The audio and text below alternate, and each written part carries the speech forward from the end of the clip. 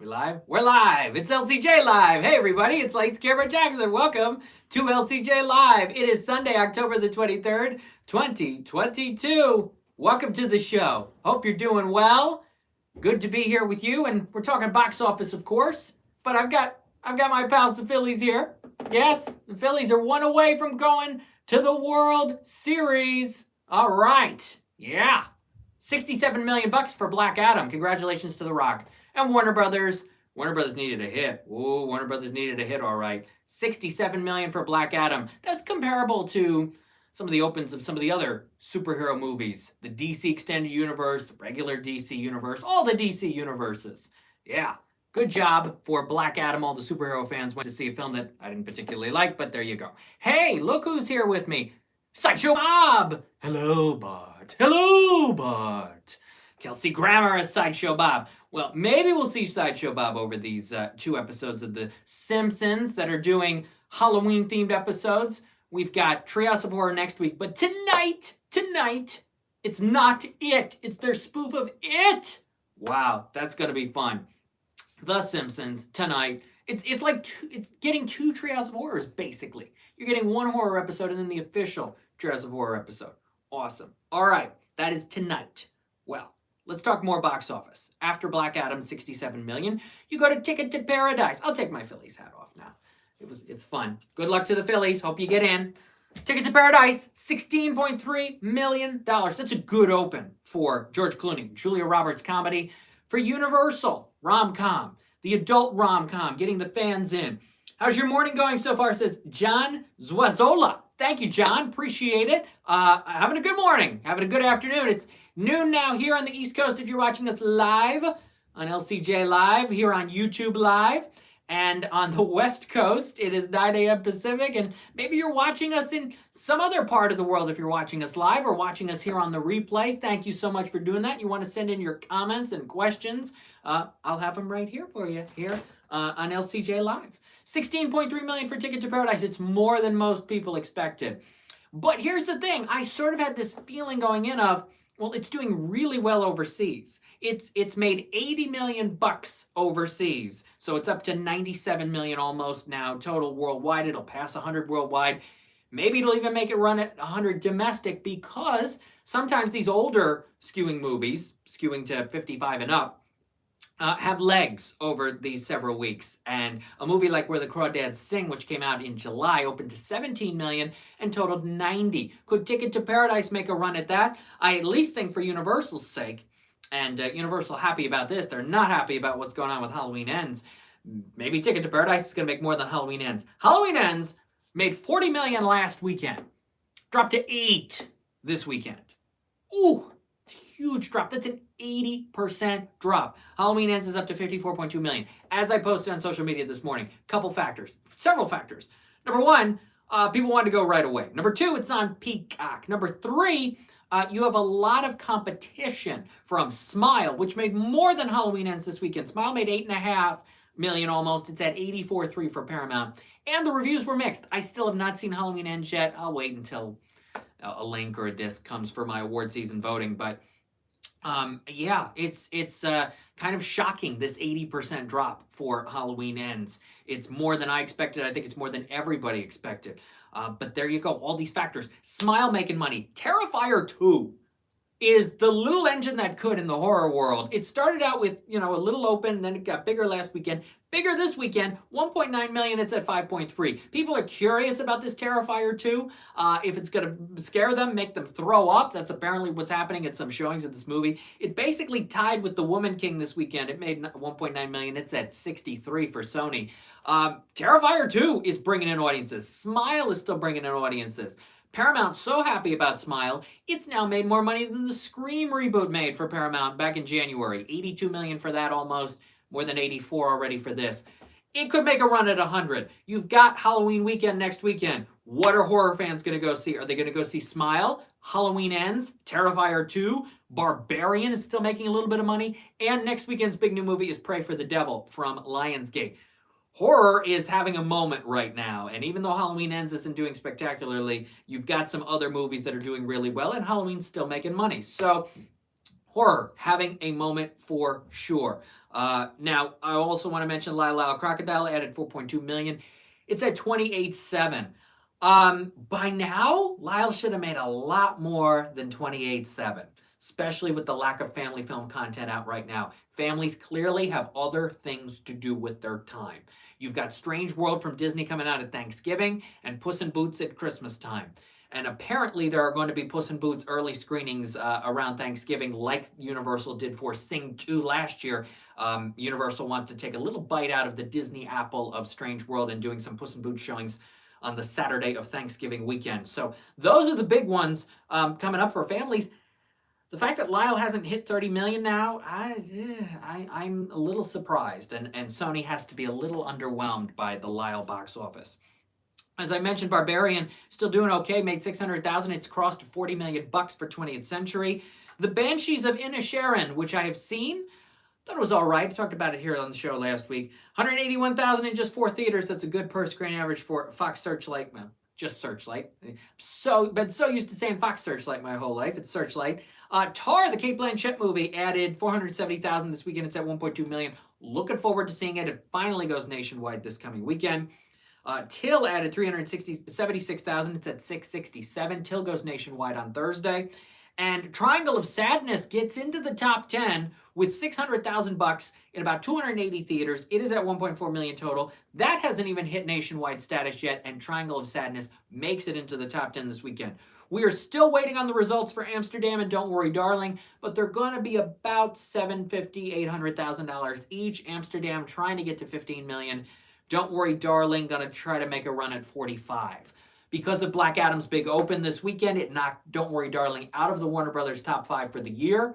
And those are all 6 movies that Warner Brothers released this year. The Batman, Fantastic Beasts, The Secrets of Dumbledore, Elvis, DC League of Super Pets, Don't Worry Darling, and Black Adam. The only 6 movies. As I talked about before, 17 films Warner Brothers released in 2021, simultaneous theaters and HBO Max, along with Wonder Woman 1984, which came out the previous Christmas, the previous week, at the end of 2020.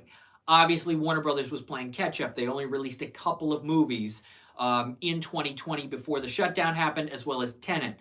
They released Birds of Prey, they released The Way Back, they released Tenet, and I think I'm forgetting something else, but they only had a couple of movies open in 2020. Wonder Woman 1984 was on the back end. So yeah, they just, before COVID, just released 2 movies, Birds of Prey and The Way Back with Ben Affleck. And then Tenet was the summertime, the big headlines there, and Wonder Woman was the end of Christmas. That was their 2020. So the fact that they only opened 4 movies means they had to make up for lost time. That's why you had 17 last year, and now this year, 6. That's it, because of all the problems that they're having. So there we go. Black Adam knocks Don't Worry Darling out of the top 5. If Black Adam makes more than 151 million total, it will pass Elvis to become number 2 behind the 370 million-ish for the Batman. It's going to happen. Black Adam at this point already opening to 67. Even if it has a big drop, it's got to make more than 151 total, so it'll become the second biggest Warner Brothers movie of the year. I don't see, because Batman had such a big open, 135, something like that, I don't see Black Adam making 370. But a good open, a very good open. In fact, it's the biggest open of The Rock's career as a solo star lead role for The Rock. It passed the 60 million of Hobbs and Shaw. And many of the, even the Jumanjis and many of the other films, I think, bigger opens. So congratulations to The Rock on 67 million for Black Adam, and congrats to Clooney and Julia Roberts for Ticket to Paradise. 16 million is a good open. It's a much better open than the 4.8 million Universal had with Bros a few weeks ago. So hit and miss for Universal during this period of time.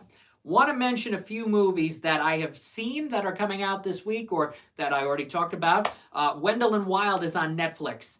It is the stop-motion animated film from Henry Selick. If you want to listen to my conversation with Henry Selick, go to lcj.podbean.com. Good episode with him of the LCJ Q&A podcast. Review that and Raymond and Ray, which is on Apple TV Plus with Ewan McGregor and Ethan Hawke. We review that at toofast2films.com. New episode coming at you soon. Mike Sargent and I have a good conversation. One of my favorite episodes of this year, where we have a nice conversation about Wendell and Wild and Raymond and Ray. Good morning, says Big John. Thank you so much for being here on LCJ Live, watching us live on YouTube right now. Coming out this week, as I mentioned, nationwide, Till and Tar, two big awards contenders. Also on Netflix this Wednesday is The Good Nurse, which I have seen. Eddie Redmayne, Jessica Chastain, Nnamdi Asomugha, also very good, and Chastain and Redmayne are fantastic. It's a true crime drama. I didn't know much going in. So glad I didn't. But it's quite a story. And if you check it out Wednesday on Netflix, I recommend you do. The Good Nurse. Great performances, hooks you in, keeps you there. Sort of a mystery, but then you sort of figure out where it's going to go based on what happens. And then the drama and the intensity build in other ways.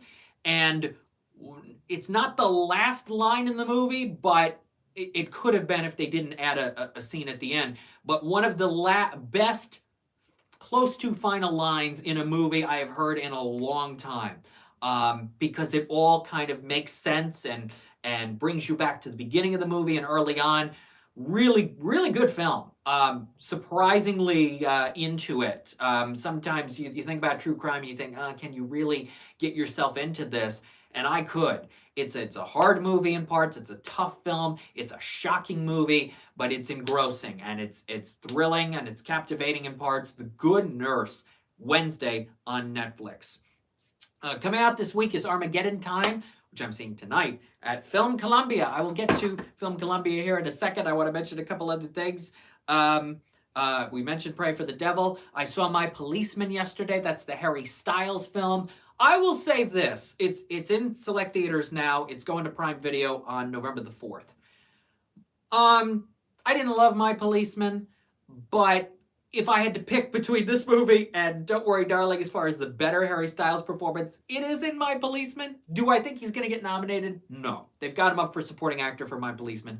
No, it's none of the performances in the film are spectacular. The film's got a lot of issues. It's very melodramatic. The music, I think, is completely off.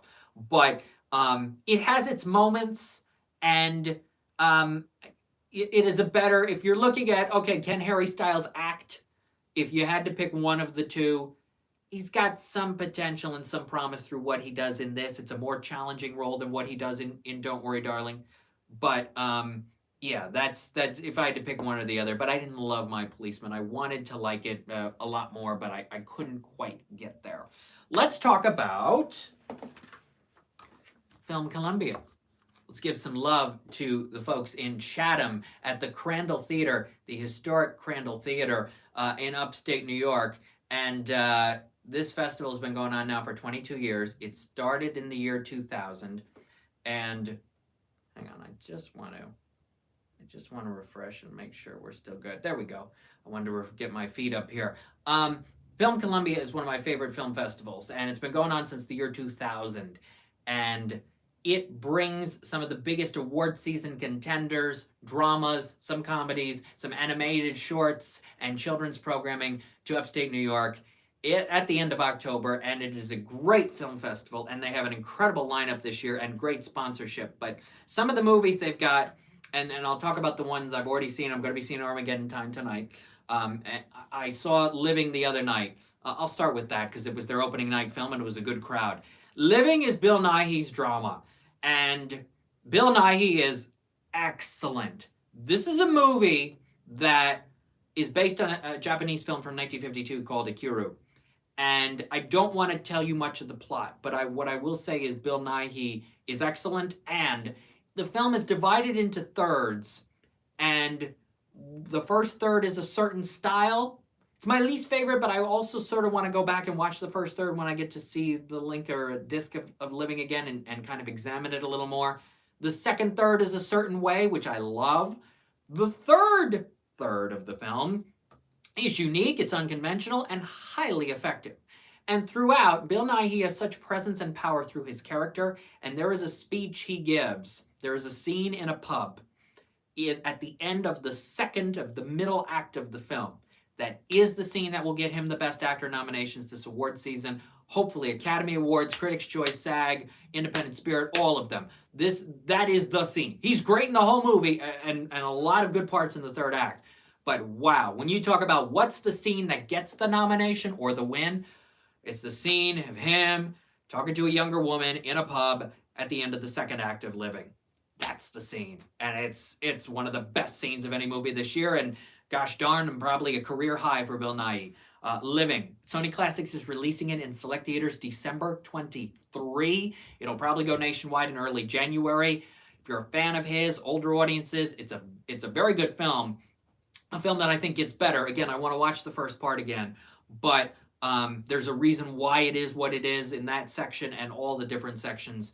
Really, really moving film. It's heartbreaking in parts, and Bill Nighy's great. So that's Living. That was the opening night film at Film Columbia. A strong start to Film Columbia 2022. Armageddon Time, I mentioned, is tonight. Some of the other movies this week include Bones and All, which is the Timothée Chalamet film. They had The Inspection yesterday with Jeremy Pope. Elizabeth Banks' film called Jane. Hugh Jackman's movie The Sun. Brendan Fraser's film The Whale. Women Talking from Sarah Pauli's at the end of the week. The Eternal Daughter, which is... they're showing Corsage as well with Vicky Krieps. I didn't even know that. That's today. That's later today. It's a fantastic lineup of highly anticipated films, star-studded films, and big award season contenders. The Eternal Daughters with Tilda Swinton. And they do great. They put the pictures in the program and all the sponsorship and the support that the theaters have, that the places in Crandall, near the Crandall Theater, Chatham, New York, really support this festival, and it's just great. They're going to conclude it with RRR, which has been out in some places, but hasn't been shown at this theater yet. They're concluding with that. Let me see. There's a picture. There's Brendan Fraser for The Whale, which I'm looking forward to seeing. The Sun, Hugh Jackman, Laura Dern. That's a highly anticipated drama. And they do this Saturday night sneak where long before Regal tried their Monday mystery movie, and they're doing another one coming up. Film Columbia, you get to see, you get to buy a ticket to a movie, the Saturday night sneak, and you don't know what it is until the curtain opens. It's amazing. So they're doing that again this year. I have a prediction that I believe this Saturday night it's going to be The Fabelmans, which is the Steven Spielberg film. That is my prediction. For what the Saturday night sneak is going to be. I think it's going to be The Fabelmans. And if it is, fantastic. Looking forward to seeing The Fabelmans. And this coming a week from today, next Sunday, they're showing Senior, which is the Robert Downey Sr., Robert Downey Jr. documentary that I have seen that's going to Netflix later this year. That's very good. So they're showing that next Sunday. I hope people go see that. And I'm looking forward to seeing more films over the next week at Film Columbia. FilmColumbia.org, CrandallTheater.org, all the information if you're in upstate New York. Some great movies, hopefully, and already with Living, being shown this week. So you're going to see my coverage of Film Columbia all week long. Hoping to get to see Tar and or Till as well this week. We'll see what the schedule with Film Columbia, what I can get to. And a new AnimationScoop.com Q&A tomorrow with Shay Fontana. She is the showrunner of the new Nickelodeon Monster High animated series, so check that out. And as I mentioned, new Too Fast 2 Films is coming. More LCJ Q&As coming in November for Transformers, new animated series, and some other shows and films. And you'll get my thoughts on some more movies this week on 99.5 The River and more outlets. Go to Twitter at LCJ Reviews, Instagram at LightsCamJackson. The website is lights-camera-jackson.com. I think that wraps it up for today. Enjoy the 2 Simpsons horror episodes. When we're back here next Sunday, Black Adam will certainly be #1 again. Probably with about 35 million, maybe a little less. We'll have to see. Pray for the Devil. We'll see how that does. We'll see how Ticket to Paradise holds up in week 2. And we'll see how Halloween Ends does, because the thing about Halloween Kills from last year is it went from 49 to 14 to 8.5. It didn't have a huge drop week 2 to week 3 because week 3 was Halloween weekend.